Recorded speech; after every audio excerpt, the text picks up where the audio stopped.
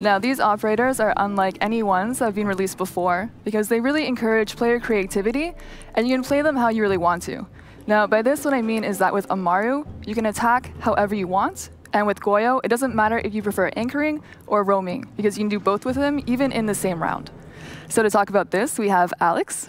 Hello, Kaylin. So let's get to the bottom of who Amaru is first. Who is Amaru? Right, so Amaru is an operator we really haven't seen before. She comes from a civilian background, not a traditional CTU, and she's made it her life's mission to protect her heritage, to fight against traffickers of antiquities, and this has really been her strong goal.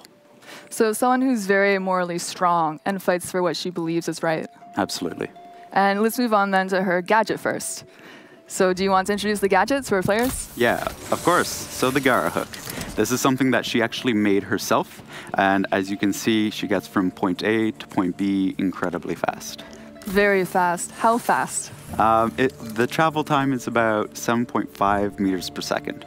And we'll get into that a little bit later on. And so the hook outside, it works on ledges, skylights, windows, and inside it works on hatches. So she is the very first operator who can ascend up through hatches. Yes, and like Jeremy was saying before, this kind of changes things up now for defenders, whether or not you have to reinforce those hatches on defense. So with so many options of how to attack a site with her, what kind of player would be drawn to Amaru? Someone who really enjoys creativity. This is the first operator that's not really based on a role, it's based on movement, and we haven't seen that before. So there's going to be a lot of freedom with that, and I think players who are very well accustomed to our maps will really enjoy it. So creative players, and again, it doesn't really matter what operator you go out with, because she has synergy with all operators, really. It's really about playing with your team, making sure that they're droning so that you know where you're going, where you need to be. It'll be a really good team play operator. All right, so let's talk about her loadout. Starting with her primary loadout, Amaru comes with either a Supernova or a G8A1, so a shotgun or an LMG. And what's interesting about this is that the Supernova now comes with a silencer attachment, and the LMG has an angled foregrip. Now, the silencer, that's not for sneaky shotgun kills, is it, Alex? Not really. So for hatches, you have to break them first in order to get up them. So the silencer just helps her be not announcing her position as loudly as before.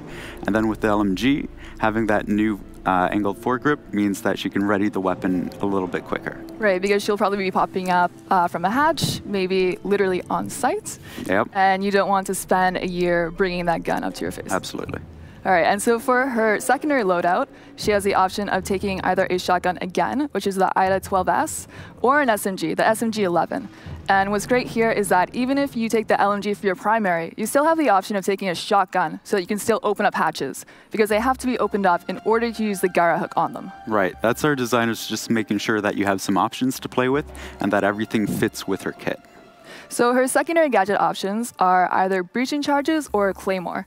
The Claymore is really useful if you need someone to watch your flank. So if you're zipping around the map, going through hatches, and you're worried that a defender might follow you through the hatches, then it's useful to put down a Claymore to warn you of that. Right, and if you want the breaching charge, this opens new ways to flank, to move through some of the jungle of a map to make sure that you get to the objective quickly.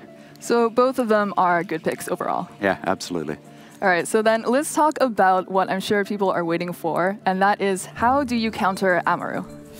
And we'll first touch on the strongest counter to her, which is Castle. Castle, absolutely. He reinforces the windows so that an Amaru can't break it with just her gadget. She'll need help from a teammate, or if she wants to use a breaching charge on it, that would actually slow down incredibly a lot. And then after Castle, good picks against Amaru are trap operators. Yeah, so if the attacking team isn't droning, they're not checking what's beyond that window, what's beyond that hatch, Amaru could get stuck really easily. You just place them underneath those windows. And then a really strong counter to her is actually just map awareness and sound awareness. Right, so the design team spent a lot of time with this, making sure that the window is broken so that you can hear her reeling in. It gives a little bit of time for the defenders to anticipate this. And so if you have that one-on-one confrontation with an Amaru bursting through a window, usually the Amaru will lose 70% of the time just because of the noise she makes and the readying time of her weapon. So she is a very fast operator, as we mentioned, but you do have the ability to hear her when she's coming and do something about it. Right. So it becomes important for an Amaru player to play smart, not too aggressive, and really use roaming and quick speed to pop up one place and disappear and re-move somewhere else. All right, let's move on to the second operator of the season then, which is Goyo. Who is Goyo, Alex? So Goyo has had a bit of a tragic past. He lost his father and his son, brother at a very young age. So it was his mother who raised him, and his mother's best friend, who actually happened to be Amaru. So Amaru took him under her wing, taught him everything he knows, and that's why they have such a close friendship. Yeah, I don't mean to add to the heat puns, but just looking at the graphics and everything, you can see that there's this like warmth between them and this connection. Yes, so we'll actually have more to tell about their friendship, and you'll see it more with the CG that we'll be releasing right before the season starts. All right, let's talk about Goyo's gadget then, which is the Volcan Shield. Right, so he gets 3 of these. These are the new deployable shields that will be dropping in the season as well. He attaches this canister that can be triggered by a ballistic or by an explosion, and it's really used to funnel attackers into one choke point, trigger it, and delay as much time as possible. So let's just touch on a few things about the shield. From the front, it looks like a completely normal deployable shield. Right, so already you have mind games where the attacking side sees the shield, they have to drone it out to figure out if it is a Goyo shield or not, and then they have to deal with it. Right, because if you started leaping over it, a defender could shoot it up. You'll be in trouble, yeah. And then, much like Mira's canisters on her black mirrors, anyone can shoot it. However, unlike Mira's black mirrors, Twitch drones cannot shoot the explosive on the back of it. Right, so electricity does not affect it. Right.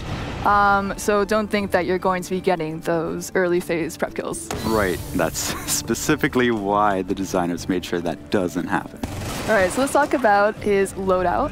Goyo has 2 options of very strong guns to pick. He can take either the Vector 45 or the TCSG-12. Right, and so the shotgun actually comes with an ACOG, which means he can have very long lines of sight in triggering his canisters, and both weapons actually play well with his ability to either anchor or roam. Because his canisters are deployed by anyone, he can start out as an anchor and place those shields, and maybe he can rotate somewhere else, and the teammate can actually trigger the shield. Right, so that's a really good time to talk about how, with Goyo, you can be an anchor or a roamer with him. And you can make that decision mid-game, even in the exact same round that you're in. Right, and both his weapons work out super well with that. The Vector is a strong weapon either way, however you play it, and the shotgun too can be quite versatile. Especially with the ACOG, you can use that roaming. Yes, absolutely. And then for his secondary loadout, he has a pistol, which is useful for getting those vertical shots on his shield in order to set it off. Yep, it's just a good default standby to trigger those shields. Now for his secondary gadgets, his options are either C4 or impacts. Of course, impacts are great for roaming, but they're also good for setting up good angles on his shields on site, so that either he can hit them or a defender can hit them while he's off site. Right. So impacts can trigger the shields, and he can be a bit more protected without exposing his location. And then you have C4, which is, again, a great fragging tool that you can have in your kit. I'm sure some people would never dare take the impacts over the C4. Yep, and that's totally their choice. How you want to play Goyo is up to you. So let's talk about his counters then. Countering Goyo is really about making the best use of your utility. Right. So these operators that we're seeing now that counter Goyo, like Ash and Zofia, how they counter him is by swapping one charge of their gadget for one charge of Goyo's gadget. So it's kind of one utility for one utility. It's not the most cost-effective way, but is a quick option to get rid of his shield. That's right. If you come across the shield, you don't want to be delaying any time for your team. So these are 2 great options to quickly deal with it.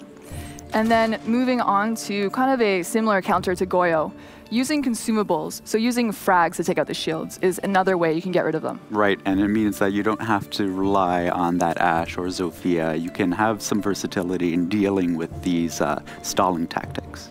But one of the most cost-effective ways of dealing with Goyo is taking operators like Buck or Sledge, and then using the charges on their gadget to get verticality on Goyo's shield, and then just shooting it. Yeah, and this becomes really important for a good Goyo player to make sure they're placing these shields in places that you can't get those line of sights vertically. You can't destroy the floors and then get that nice angle on it. And of course, just anyone shooting it with a bullet is very cost-effective. That will absolutely do it.